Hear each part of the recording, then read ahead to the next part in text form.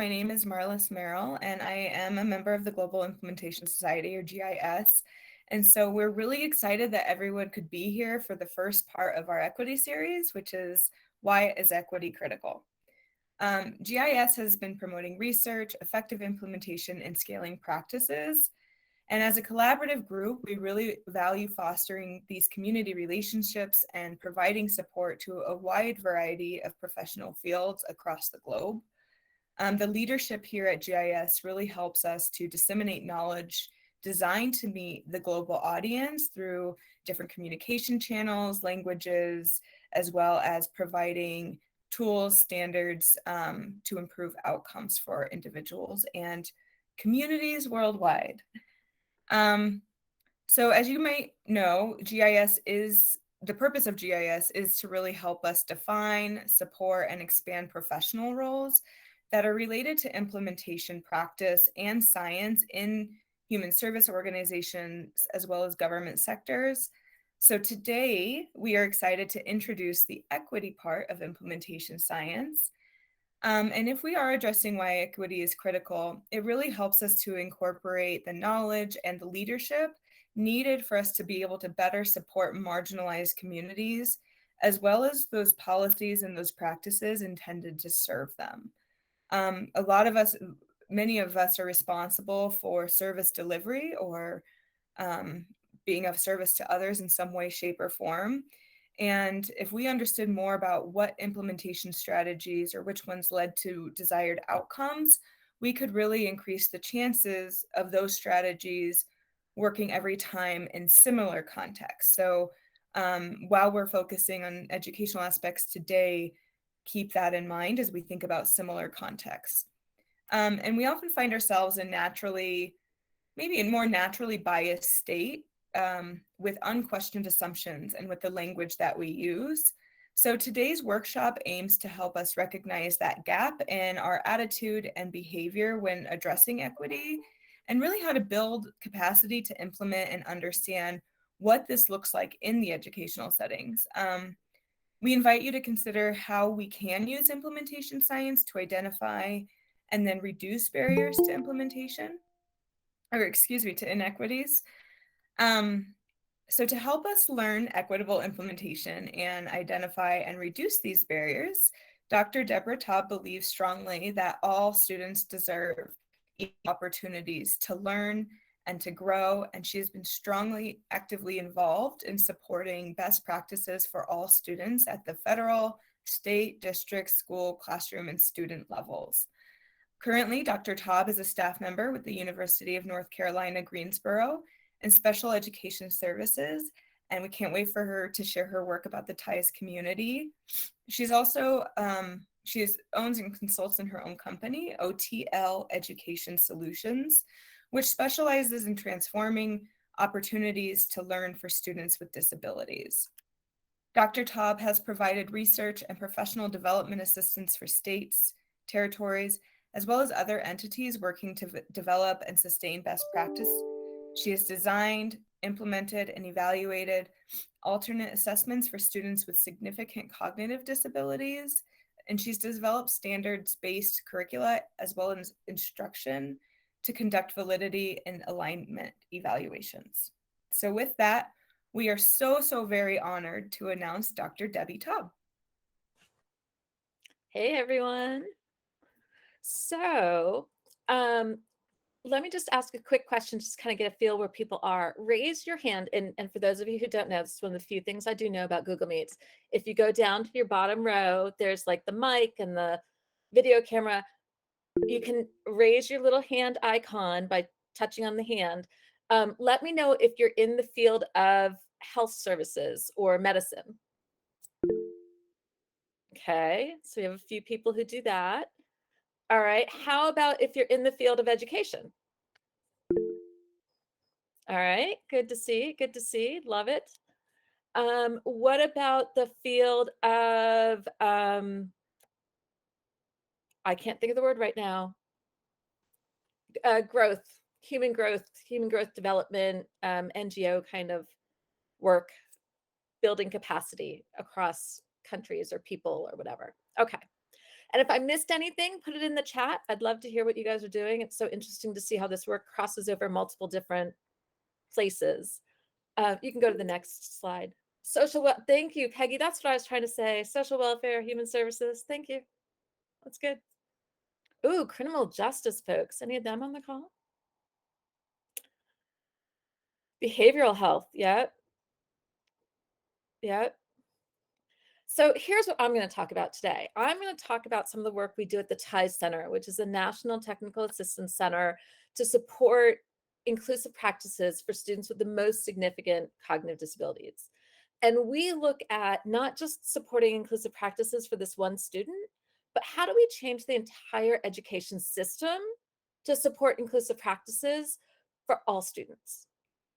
But especially with a focus on that population, because we found if we don't include that population, then we're never going to get to that population. They just get left behind, further and further behind. So because I know you're not all in education and not everybody has the same background knowledge as I am, I'm just going to give you some quick background pieces to kind of give you a picture of what it looks like. So here's what the data tells us about education for populations of students who have significant cognitive disabilities.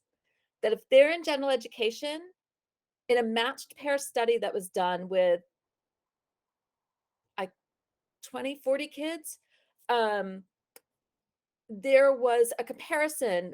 They matched students by IQ, by disability label, socioeconomic status. They tried to match by race. They tried to match by disability categories. That's not always possible, but they tried. So they tried to match across as many variables as they could.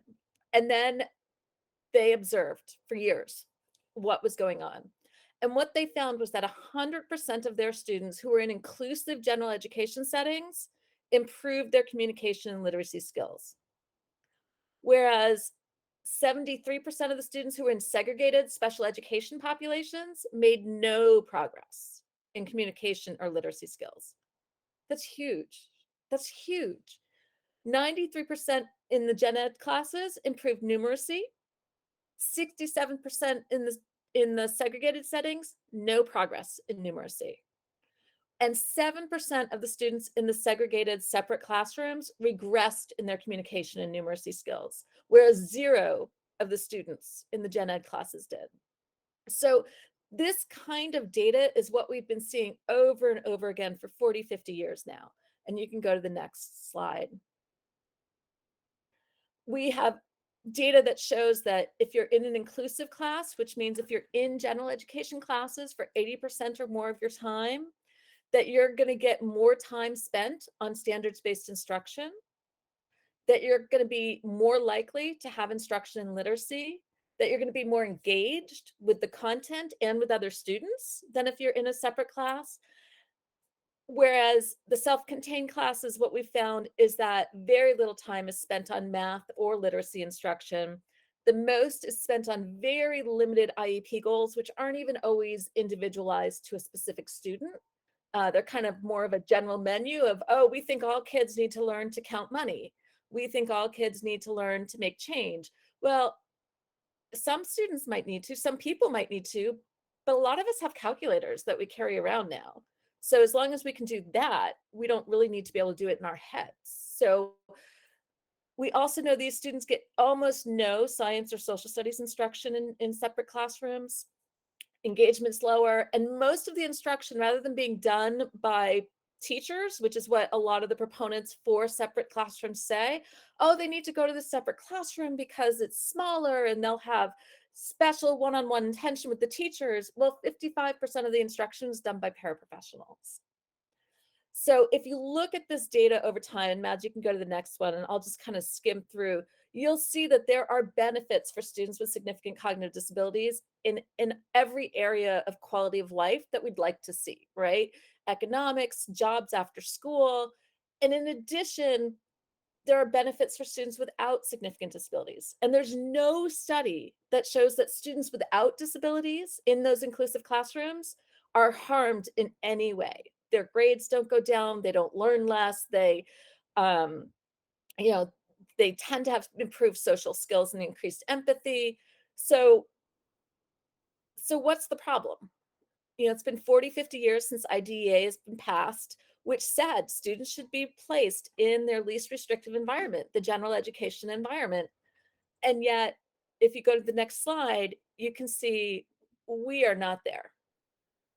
This is the placement data for students with disabilities nationally versus all students with disabilities. So basically there's a lot of placements, but there's four we'll talk about.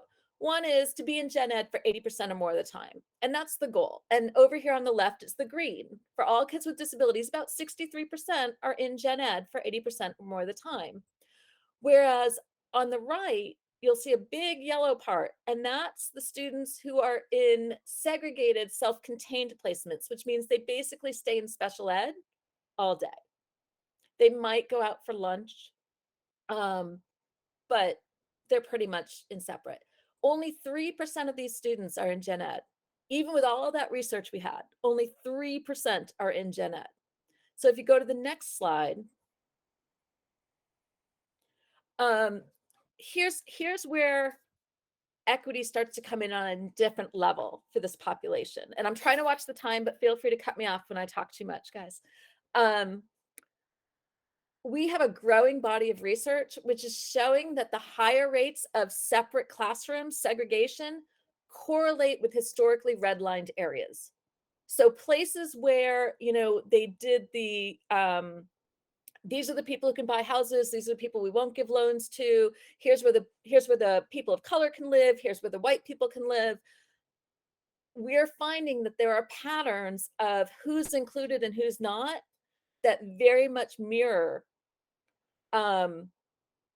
what is happening with placement. So when we think about equity, that's huge, because now we're talking about a population of students who are not getting research-based, evidence-based practices. And if you go to the next slide, there are some pretty significant, you can skip this one. This is just one state's data, but there are some pretty significant differences of who is identified as having what disability. And that matters because if you go to the next one, I'm sorry to keep making you go. If you look at this slide, what you'll see is, for instance, in Black African American, intellectual disabilities is this light blue one on the bottom.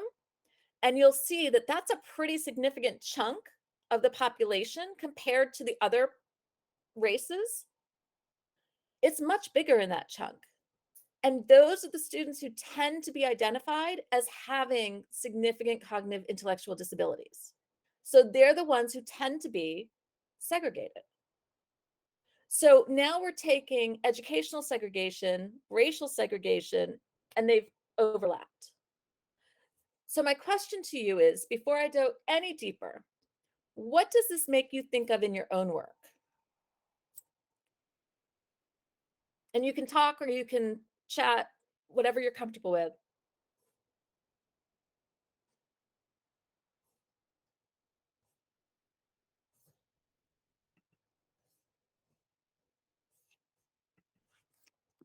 I'm going to ask the question a little differently. Oh, okay.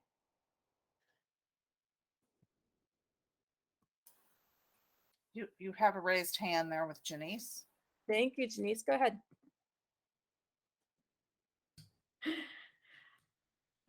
I didn't realize I raised my hand, but I was trying to type. Well, now you can talk.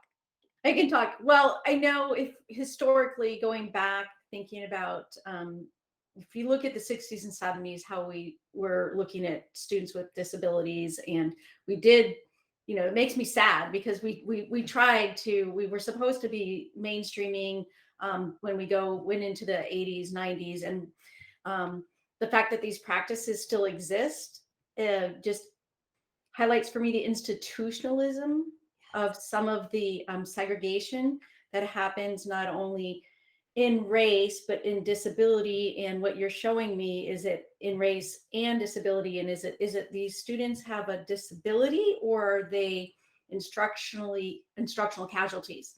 So did they not get the proper instruction? Hence, they're now being labeled as having a disability, which is a permanent label, which we know that should stay with. So anyway, Yeah. I was going to try to type that, but thank you. So, No, I think it's a you're problem absolutely that right. we need to talk about. And it starts early. Kids who are in early childhood programs rarely, if they have a disability other than, developmental delay or speech language, there's a big group of those students who never make it outside of those early childhood centers to their neighborhood school again. So it starts when they're 3. And in some cases, it starts before. I think this is, Peggy, that's a great point, how doctors may unconsciously treat patients differently and how that may impact delivery of quality care. I'm not sure what your research is on, but I can tell you that in the special ed world, we know that parents who have kids who are born with Down syndrome and other visually there, kind of, you can see it, babies are told by doctors very early on what to expect. And it's never a good thing, right? It's never your kid's going to do amazing things. It's, well, your kid needs to be in a special school and they need to do this and they're never going to talk and they're never going to walk and they're really going to be slow and they're going to have to live with you for the rest of their lives. And that's a hard thing to hear and it's a hard thing to fight off when you have just had a kid or just adopted a kid. So, Peggy, tell me more about what you do with doctors, or more about the world of doctors. It is how they might unconsciously or subconsciously respond to people that don't look like them. Yeah. So and it's the case of they are not even aware of their own biases. Right. So, and the quality of care is definitely impacted by that. Yeah.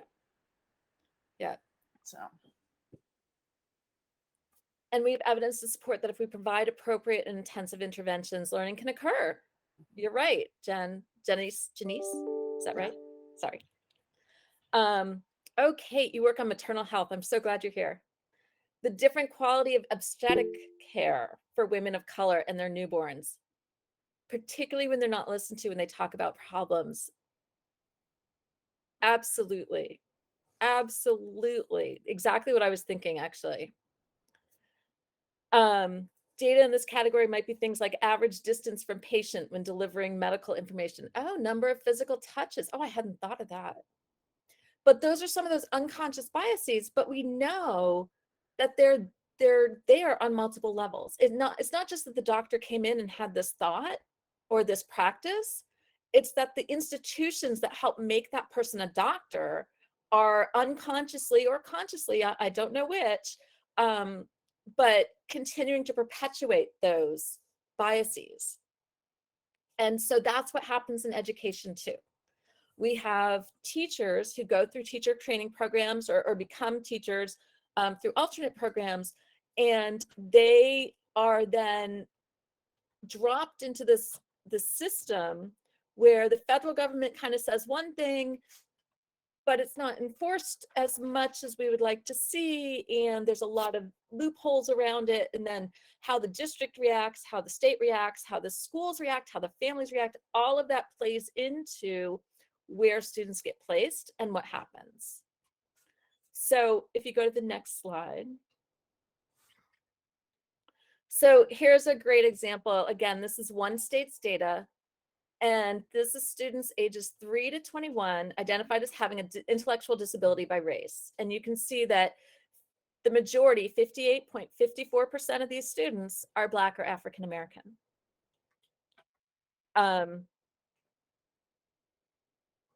Marilis, yes, in education, the institutions perpetuate with their own staff. Black men are more likely to be diagnosed with schizophrenia, more likely to be assigned to involuntary outpatient commitment, more likely to get injectable long-term medications. Oh, I didn't know that.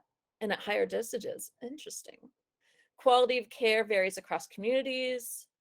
substance abuse, the crack versus cocaine oh my gosh, the crack versus cocaine penalties. Don't even get me started there. But yes, we know that we have systems that are set up against people based on categories, whether it be race, whether it be intellectual in IQ, whether it be disability label. We have these systems that are set up to perpetuate this. In education, raise your hand if you had a Black teacher when you were growing up. Like not college, but K through 12. 1, 2, 3, 4, 6, 7. So about 9 people out of 20. All right. All right. Now, how many of you, that was a unique thing in your education? It wasn't something that you expected to have happen year after year. Yeah, a majority of that 9 who put up their hands, a majority of them. Excellent. Thanks, guys. What did you notice? And maybe you didn't, but what did you notice in your school and in your educational career about the teachers in your schools who were of color? Were they put into certain positions? Were they expected to have certain traits or characteristics? Did the males do one thing and the females do another thing? Or maybe you don't have enough experience with teachers of color because you didn't have very many of them.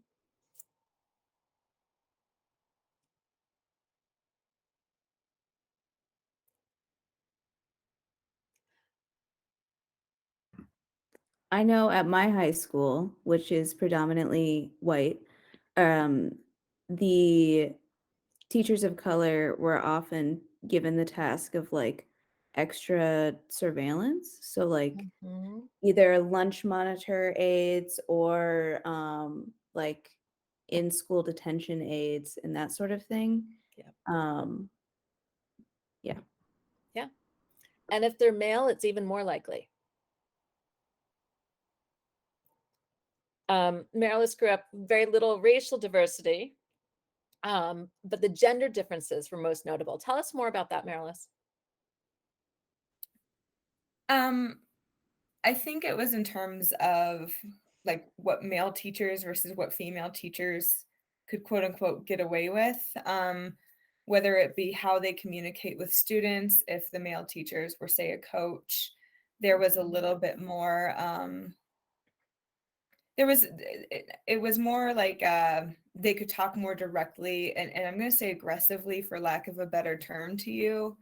Whereas the women had, it was much more kind of that people pleasing, caretaking at lunch role. There was more male teachers than female teachers in where I grew up. And so you just saw a little bit of a difference in where they showed up for events, what was expected of them, and how they spoke with students. Yeah. So we have a lot of layers of inequity that have piled on top and layered on top of each other, because now we're adding in some gender issues that vary pretty significantly across the state. You can have a county that's fairly, for lack of a better word, conservative with expectations of traditional gender roles, and you can have another county in the same state that has a much more flexible and non-traditional approach to gender roles. And that makes a difference also. We know that for African American children, young girls are often seen as older than they are. And for African American men, we know that they're seen as dangerous. At a very young age, they're seen as dangerous. And that plays into all of this, especially if you happen to be not white in a predominantly white district or school. So we've got issues of language. Nancy brought up the code switching that happens. We've got issues of language. We've got issues of gender. We've got age pieces. More women in elementary as compared to high school. and we have quite a bit of qualitative data, not a ton of quantitative yet, showing that males who are in elementary school are very careful because they're very aware that they're seen as potential predators. And so male kindergarten teachers, if you recall your kindergarten, a lot of times kindergarten involves, sitting on the teacher's lap, sitting next to the teacher, having the teacher, you'll do hugs, all those kinds of things. Male kindergarten teachers will not do that usually because they know that they are in a precarious position. So we look at these layers of inequity and we think, how are we going to change this? What can we do about this? And I am not going to solve all the world's problems today. Maybe you guys will. Maybe together we will. But I'm going to take you back to this particular population of students who have significant cognitive disabilities. And if you go to the next slide, Mads. So let's look at this particular student. So this is my composite student. This is Aurora. And actually, this is a picture of one of the first models who has Down syndrome. Her name is Courtney Gaines. But for today, we'll call her Aurora. And she's a student with an intellectual disability. Her family knows this research around least restrictive practices and would like her to stay in the gen ed classroom. Members of her IEP team are pushing for her to be moved to a segregated special education setting.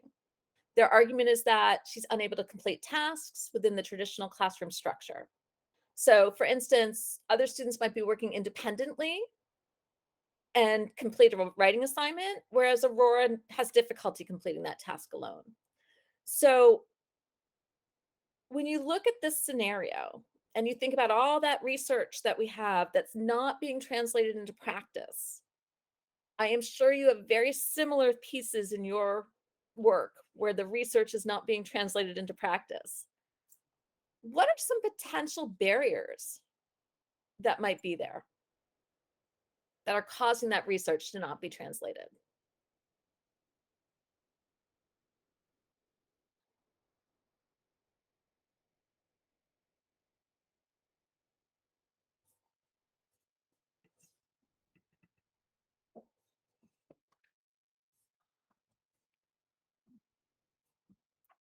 Unconscious biases of school administrators. Yep.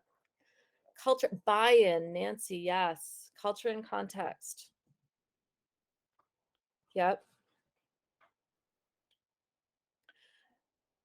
So at the TIE Center, we have tried to build a context-driven, context-responsive process for building inclusive systems at the state, district, classroom, and student level to build inclusive strategies. And one of the first things we had to do was work on the buy-in. And a big part of that is what you guys are all mentioning here, addressing and bringing out those unacknowledged assumptions so that people could confront them head on.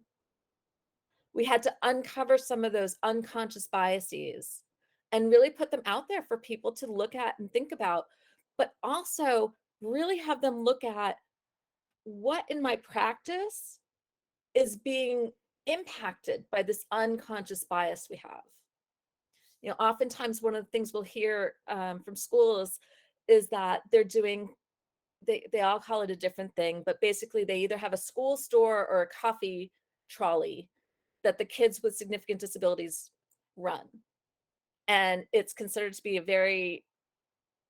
they consider it to be a very exciting part of the inclusiveness of their community. And our pushback on that is, why this? Why the school store? Why the coffee cart? And why only kids with disabilities?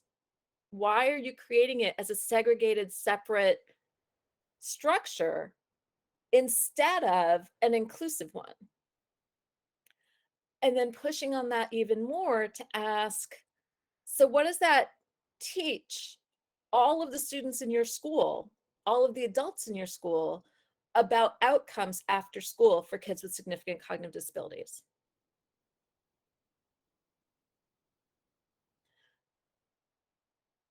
Yeah. What are those students missing? I assume and have seen this during instruction. I'm not sure I understand your question, Janice. Like, what are the students who are in the coffee club thing?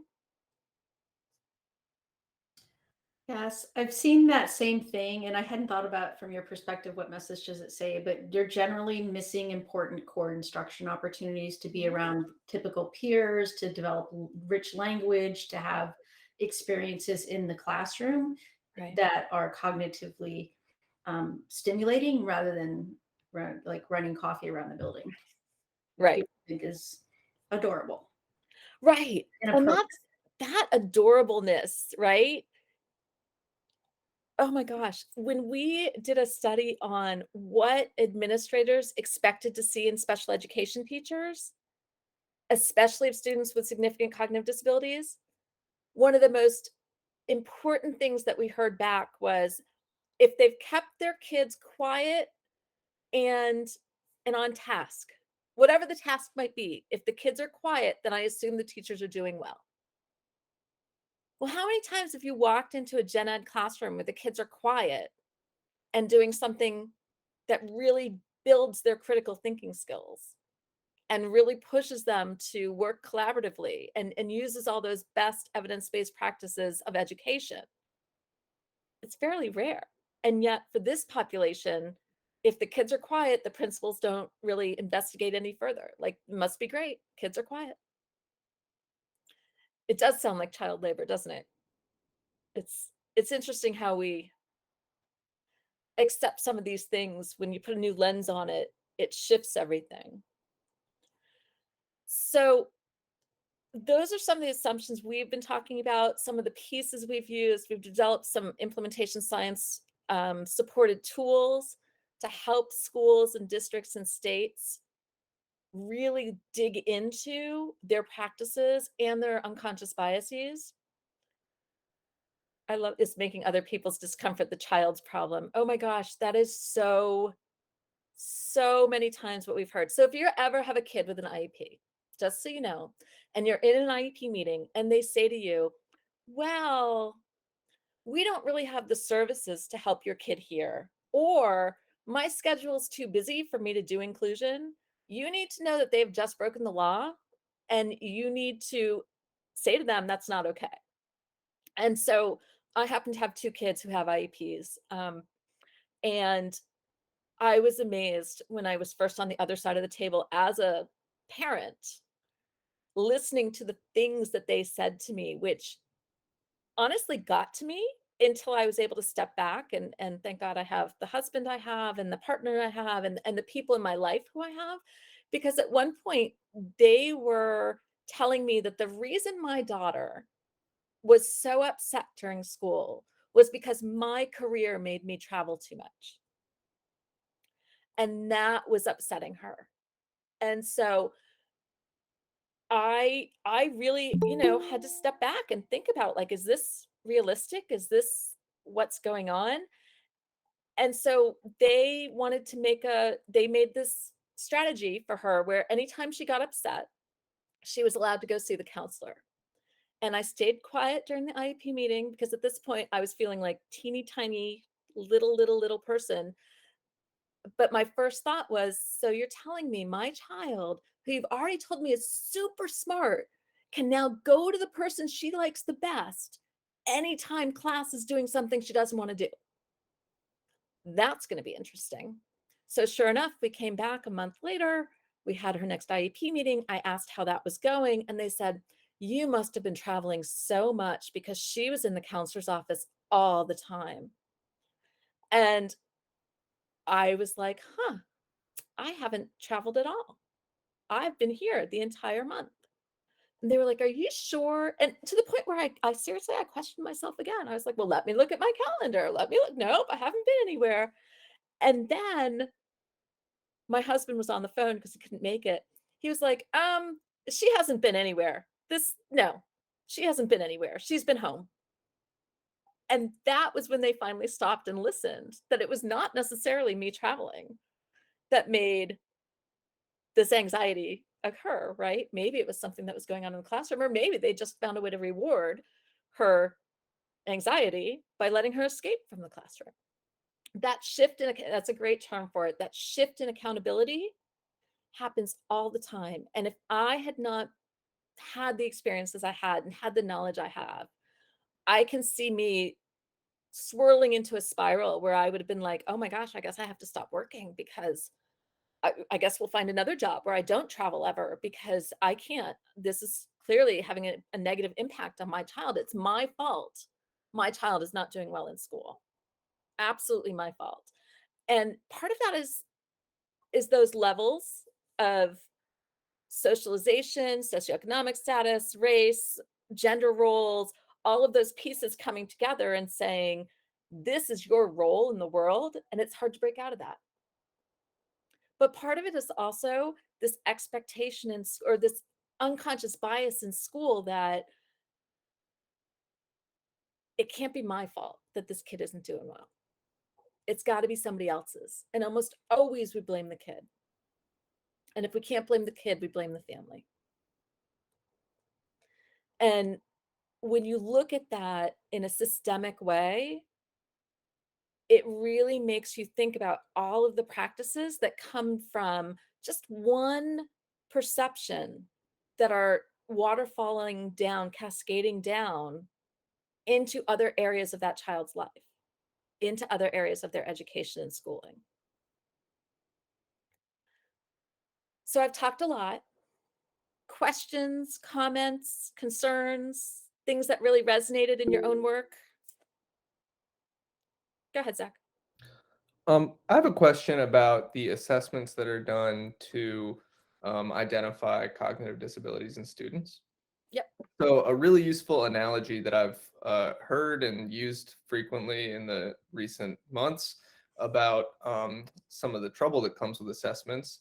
The analogy is about opening a door. So if you can't open a door, sometimes it's a pressure difference on the other side of the door. Yeah. Sometimes the door is broken, and sometimes it is the hand that is turning the key or turning the knob.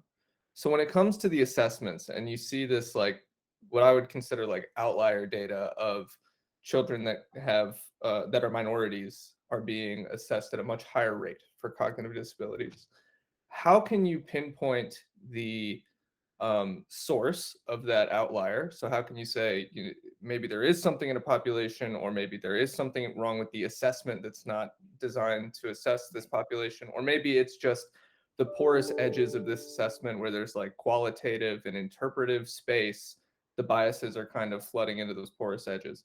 So like, how can you identify where the data is like going awry, I guess is the question. So one of the things as a system to do is start by looking at disaggregate which teachers are putting forth students to be evaluated for special education. You may find that, and disaggregate it by race. Which teachers in Miss Merrill's class, which teachers in Miss McElgan's class, who's being identified as being at risk for a disability? Because sometimes what you'll find is that there's a pattern of white teachers identifying more kids of color as being potentially having a disability. And sometimes it's really just a cultural difference. And it's an unconscious one in most cases. Clearly, we've learned we have some racist human beings out there who are in education, but it's often an unconscious bias. But they see behavior that in a white male would be taken as acceptable, taken as not acceptable in African American or males of color. We see the same thing with the Asian population, but in a different way. If one of the charts I showed you that looked at disability label by race, you can see that the Asian population, the biggest chunk of their students are identified as developmental delayed. And that's a signifier that only exists up until 6 years of age in most states. Some states are a little different, but up to 6 years. So after 6 years of age, you are either given a different label or you're exited out of services. And in many cases, we're seeing that huge piece of significant disability or developmental delay going to autism. as opposed to one of the other categories. And that gets into a whole bunch of assumptions around what autism is and what it isn't, and the media play around autism. Um, there's a lot going on there. So looking at your proportions and your disaggregated data is really key here.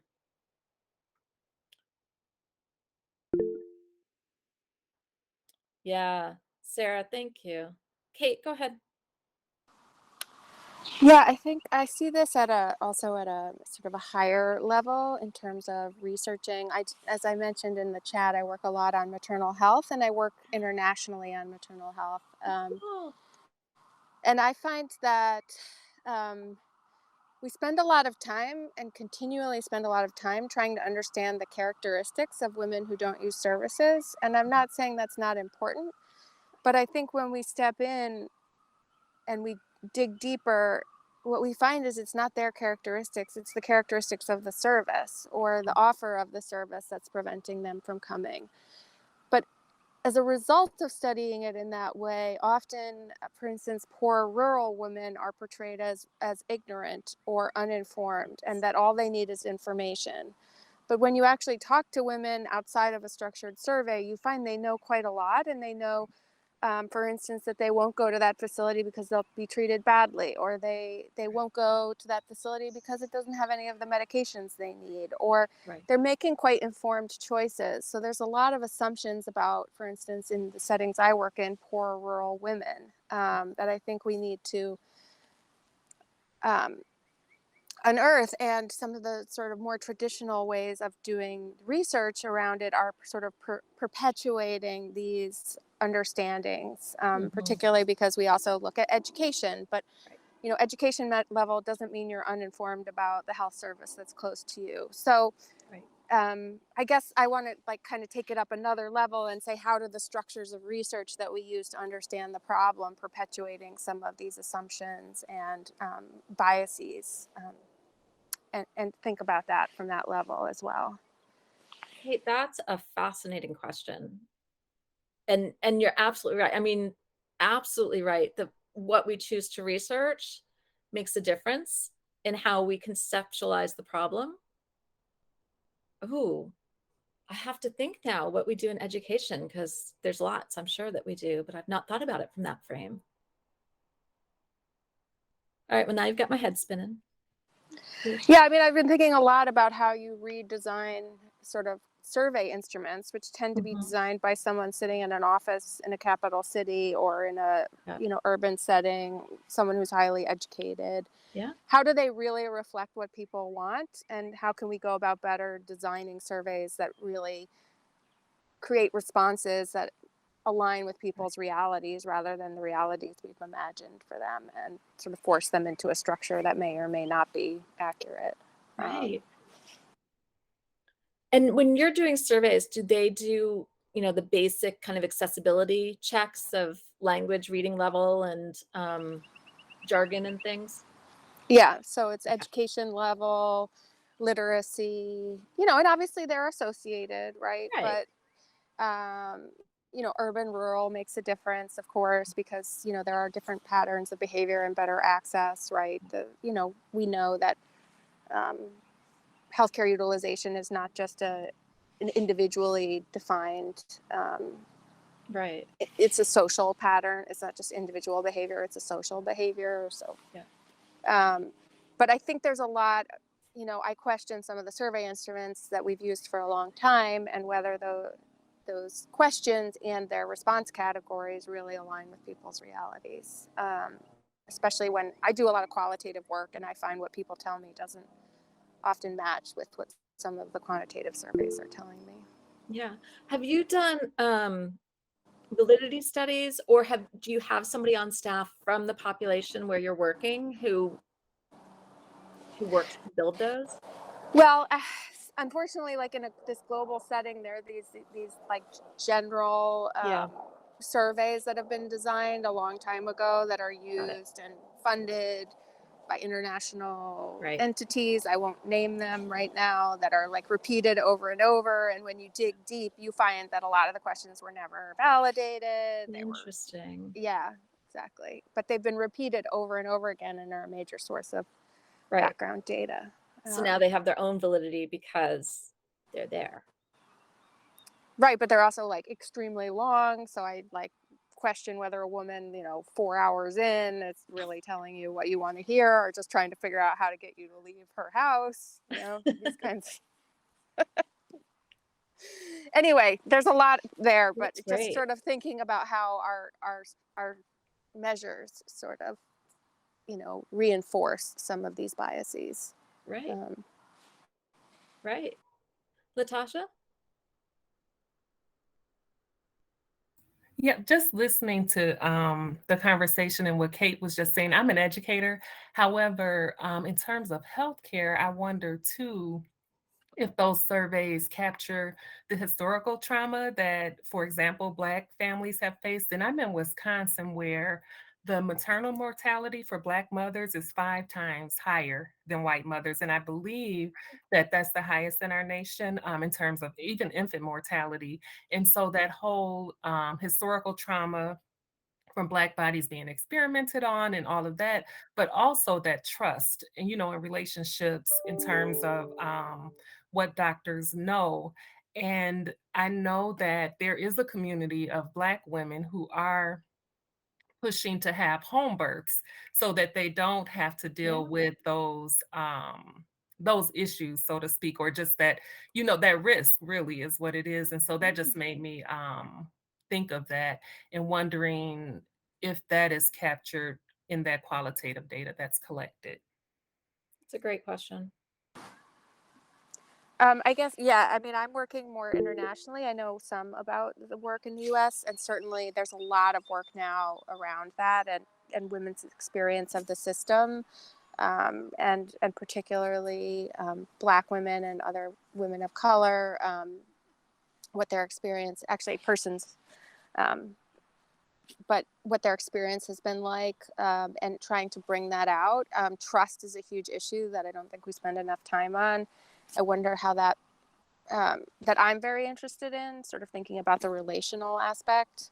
I wonder if that, and lack of trust is a huge reason why people don't use services. I wonder if that plays into also some of the relationships between parents and schools. I'm curious about that, Deborah. Does that come out at all, like as part of the issues you're dealing with? Absolutely. The relationship piece is huge. It's huge for perpetuating some of these pieces, because I've had this special ed teacher and I trust her, so I'm not going to move my kid to a neighborhood school. But it's also huge in terms of creating the change within the schools and districts and the states. One of the things that we've really learned is that because we provide technical assistance, although I've been in the classrooms and I've been in the schools where we work, most of my work I've been focusing on the coach, who then provides the online, on-site, job embedded coaching. And we've had to spend a lot of time talking about how do you build relationships with people.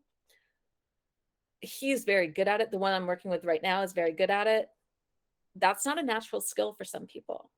We had a coach who didn't do well in one of the places we were because she was used to being a principal, and you tell people what to do and they do it. And that's not what was happening in systems change work.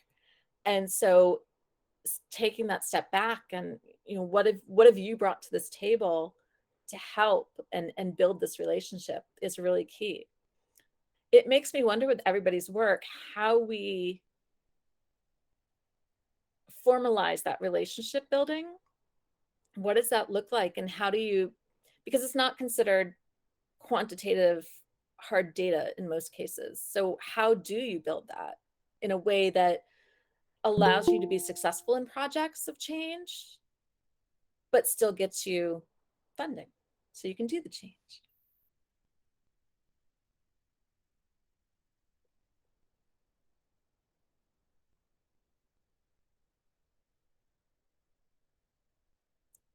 It's fascinating.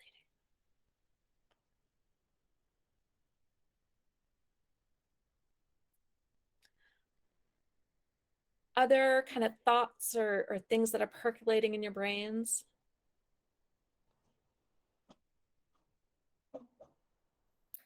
I have a question.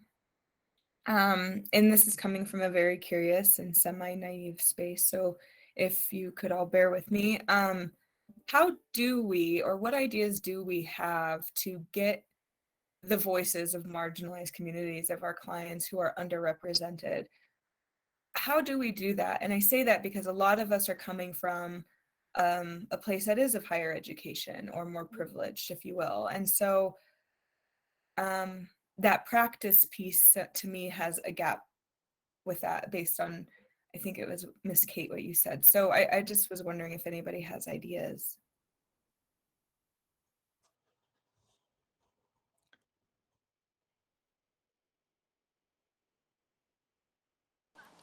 So wait time is clearly the hardest thing I do in this world.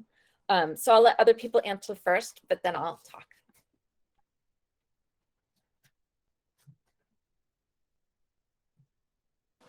I don't want to talk too much, but I can say in my current work, we're using a lot of human-centered design to shape our interventions. So where we actually like go through a process where we work with a group of people who we work with, not for a group of people for whom the intervention is intended, to sort of go through a process of designing it based on their needs and expectations. And they're directly involved, not just in formative research, but in thinking through whether the solutions that come up or the interventions that come up like are relevant.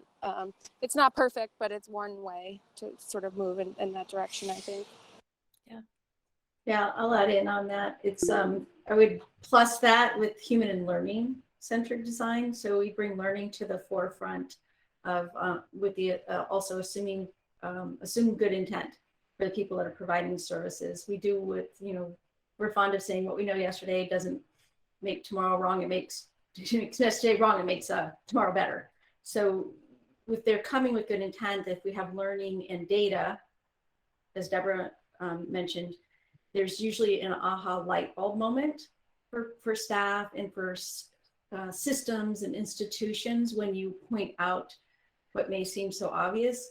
And then it's coming together with some sort of an action plan to address it. So if you assume good intent, you provide some ongoing and embedded learning around, you know, reading, you know, rendering some text, looking at the data, supporting that along the way.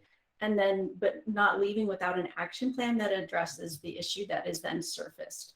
So rather than shouting at people or being like upset and saying, you know, seeing you're doing this, it's helping them get to an action plan that then creates a really a powerful solution that they're agreed upon and have buy-in on. And Deborah was right. Using the data to tell a story is powerful. This is Julia. I also wanted to add, I think that there's a whole science behind building trusting relationships and addressing the deep power dynamics that exist throughout all of this work.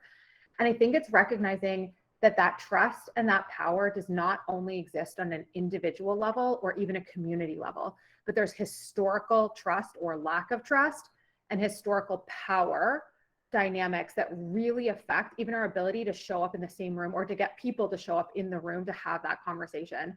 And so I think it's addressing those before we start, and then being extremely explicit about people's roles. For example, when we co-design or do human-centered design, because one of the things we see over and over is people engaging others without really having a clear understanding of what success looks like for different groups to engage.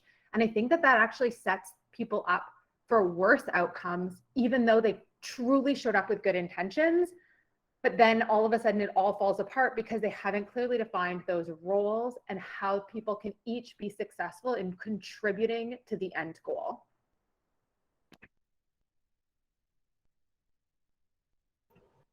This is making me think of universal design for learning and universal design or user design in computer work. And basically they're similar but different, but it's definitely something at the TIE Center that we've been using to build a lot of our resources, but also to think through our processes. So for instance, we think we know why teachers aren't doing collaborative work, and that's one of the key parts of inclusive practices. And I was wondering, that is human-centered design the same thing as universal design for learning? Because I've not heard the human-centered design piece before. Does anybody know? Or user design? No, it's not the same. It's in the same family as user experience design for digital, but Yeah. they all evolve out of initially like industrial design, Right. and then have been expanded to services and et cetera. I think the phrase was coined by IDEO, which is a pretty well-known design firm in the U.S. Thank you, Kate. Because yeah, I mean, we use the same kind of process as what you guys are talking about in terms of checking our assumptions, focus groups with teachers. Is this really why you're not doing this practice? Or what's standing in your way? Or do you want to do this practice? Those kinds of things. And then the other piece that we have been doing is making sure we do checks, and that every leadership team is supposed to have, whether it's at the state, district, school level, is supposed to have a family member or close adult of a person with a significant cognitive disability. And there are times when we ask people, students with significant cognitive disabilities, to come to some of our meetings too.